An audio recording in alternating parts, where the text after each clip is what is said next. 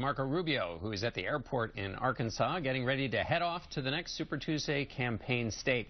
Senator, I'd like to ask you about a Washington Post headline this morning that says, quote, Rubio's strategy for Super Tuesday is survival. Do you agree with that characterization?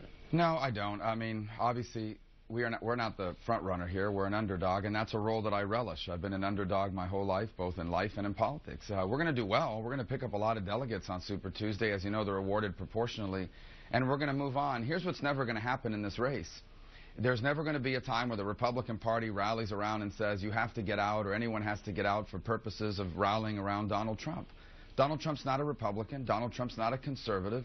Donald Trump is trying to pull off the biggest scam in American political history, basically a con job where he's trying to take over the Republican Party by telling people he's someone who he's not. And so we're going to do whatever it takes. We will be in this race as long as it takes. We're going to be in as many states as it takes to ensure that I'm the nominee and that Donald Trump never gets to 1,236 delegates, which is what he needs to be the nominee.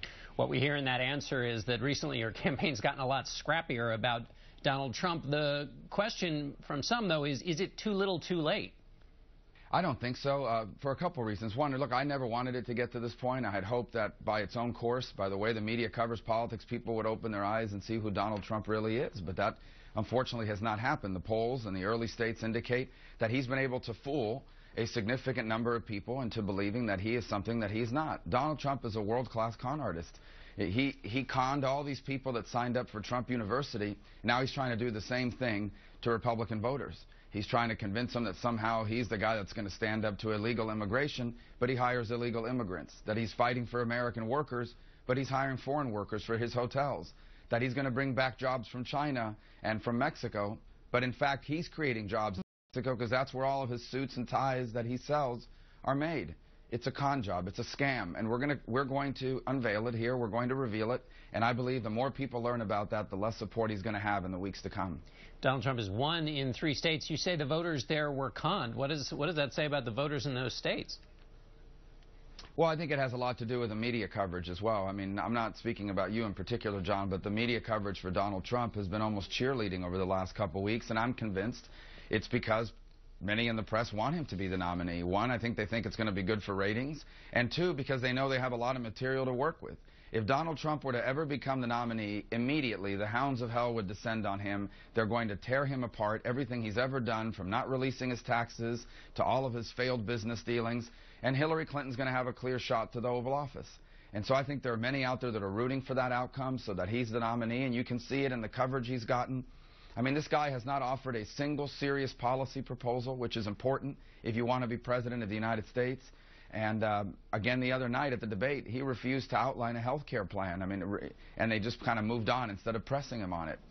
He gave a ridiculous answer on the national debt, and they moved on without pressing him on it. No other candidate could have gotten away with that. So I think there's a weird bias here in the media rooting for Donald Trump because they know he's the easiest Republican to beat. Let me ask you about all the things you've now said about Donald Trump. You said he's running a big scam. It's a con job. So how can you possibly still then retain the position that if he's the nominee, you'll support him? Because he's never going to be the nominee. So I'm not worried about a hypothetical that's never going to happen. Donald Trump will never have 1,236 delegates, which is what he needs to be the Republican nominee. It won't happen. In fact, I know I can get those delegates, and we're going to continue to work hard to make that happen.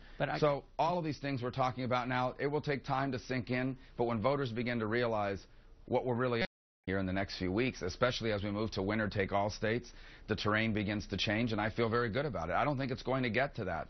But let me just say, the rules are what they are in the Republican Party. You have to have X number of delegates in order to be the nominee. And if you don't have those number of delegates, then there's a process in place. Here's what would be a calamity. For Donald Trump to become our nominee, if he's our nominee, it could be the end of the Republican Party. It will split us and splinter us in a way that we may never be able to recover, and the Democrats will be joyful about it. It's not going to happen. We're going to have to end it there. Senator Rubio, thanks so much, and we'll be right back.